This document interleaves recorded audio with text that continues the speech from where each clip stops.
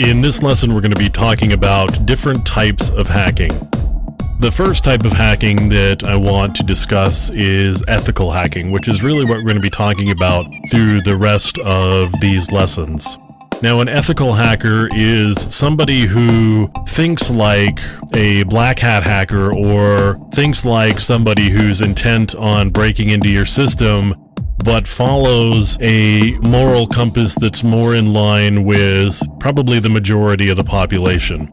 So their intent isn't to do bad things, their intent is to look for bad things and get them fixed so that bad things don't happen.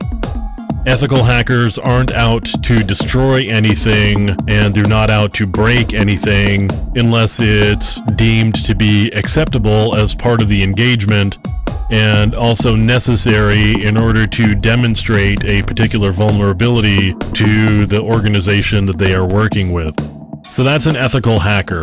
And there is a certification that's available from the EC Council. It's a certified ethical hacker. And, if you find certifications valuable and this sort of thing is what you want to do, pursuing a certified ethical hacker may be something that you want to look into. Now let's talk about black hat hackers. There's certainly plenty of cases of black hat hackers through the years. This guy right here is a particularly good example, probably because he was a black hat for a lot of years. His goal was to cause mischief and to steal where necessary and to just be engaged in the lifestyle of being a hacker and doing whatever was necessary to continue doing that, whether it crossed moral or ethical boundaries or not. So Kevin Mitnick here was involved for well over a decade in computer crime and was finally picked up by the FBI, and he was charged and prosecuted, and he was eventually convicted of some of the activities that he was involved with. Now, you may be able to argue that Kevin is a gray hat hacker as well. And a gray hat hacker is somebody who kind of skirts the line between black and white hat hacking. And white hat hacking is really what an ethical hacker is. So instead of saying ethical hacker, you could say white hat hacker. It's the same idea.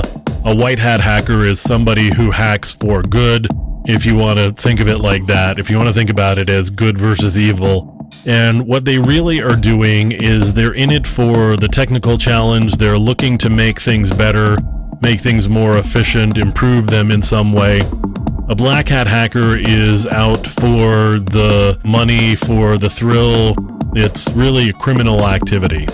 A gray hat hacker is somebody who may employ the tactics and techniques of a black hat hacker, but have sort of a white hat focus. In other words, they're going to do things that may be malicious and destructive in nature, but the reason they are doing it is to improve the security posture of an organization that they are working with.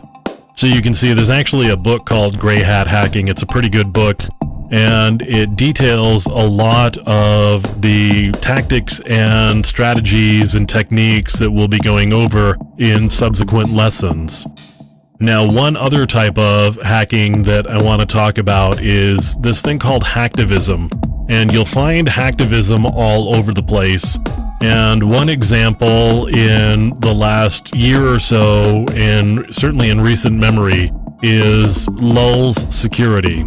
And you could argue that Lulz is actually a response to another type of hacktivism.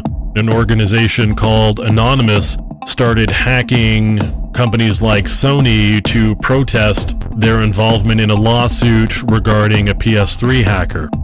Lulz Security was supposedly protesting the treatment of Anonymous, or was hacking in support of this group Anonymous. So they hacked a number of companies and did things like pulled information, usernames, and passwords from databases at these companies. And they said the reason was to shine a light on the security of these companies, and also theoretically to embarrass the companies with their weak or poor security postures.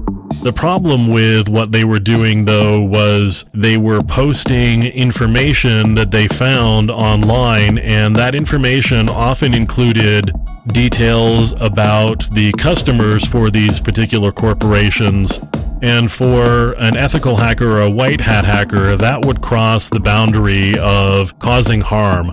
So there's no reason for me as an ethical hacker to post information in a public forum about somebody because I could be doing damage to them. In this case, Lulz Security and Anonymous, but specifically Lulz Security, were engaged in a form of hacktivism, and what they were doing was not only damaging to the corporations, that certainly was detrimental to those people. So different types of hackers, different types of hacking. We've got ethical or white hat hacking, we've got black hat, gray hat, and then finally we've got hacktivism. It's really the goals and the means that vary from one to the next.